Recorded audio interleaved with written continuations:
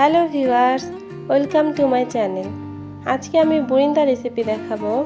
তার জন্য প্রথমে আমি নিয়েছি 1 কাপ বেসন আর হাফ কাপ পানি অল্প অল্প করে দিয়ে বেসনটার সঙ্গে আগে মিশিয়ে নিব। মেশানো হয়ে গেলে এটাকে আমি বেশ অনেকক্ষণ ধরে ভালোভাবে ফেটিয়ে নিব।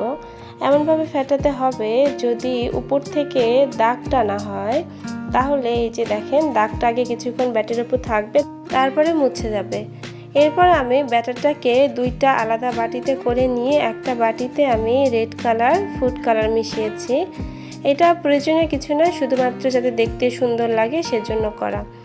তারপর একটা আমি প্লাস্টিকের বাটি এভাবে ছিদ্র করে নিয়েছি। এটার মধ্যে আজকে আমি বুরিন্দা বানাবো। তো বুরিন্দা বানানোর জন্য অবশ্যই তেল একদম ভালোভাবে গরম করে নিতে হবে। তেল ভালোভাবে গরম না হলে একটার সঙ্গে আরেকটা লেগে যায়, আর যদি ভালোভাবে গরম হয় তাহলে এই যে দেখতে পাচ্ছেন নিচে পড়বে আর সুন্দর ফুলে ফুলে উঠবে, আর একটার সঙ্গে একটা জোড়া লাগবে না। আর বাটিটা অবশ্যই 10-12 ইঞ্চি উপরে থেকে ধরতে হবে, তাহলে আরও সুন্দরভাবে হবে। তো সবগুলো আমি দিয়ে নেওয়ার পরে 3-4 মিনিট ধরে ভেজে উঠিয়ে নিয়েছি। এবার একই প্রসেসে আমি সাদাগুলোও ভেজে নিব। তো তার জন্য আগে বাটিটা ভালোভাবে ধুয়ে নিয়েছি যাতে কালারটা না থাকে। তো সাদাগুলো এই যে দেখতে পাচ্ছেন সবগুলো আমি সুন্দরভাবে ভেজে নিলাম। আর একটা বিষয়, অবশ্যই তেলটা ভালোভাবে গরম থাকতে হবে, না হলে পারফেক্ট বুরিন্দা হবে না।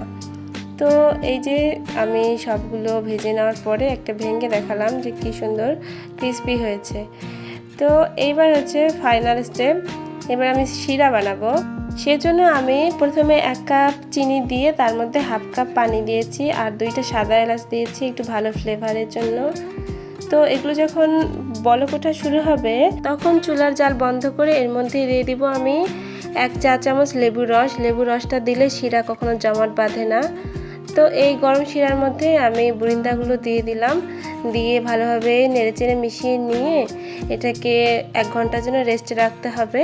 তাহলে সুন্দরভাবে শিরাগুলো বুরিন্দার ভিতরে ঢুকে যাবে। তো দেখতেই পাচ্ছেন কি সুন্দর রসালো হয়েছে।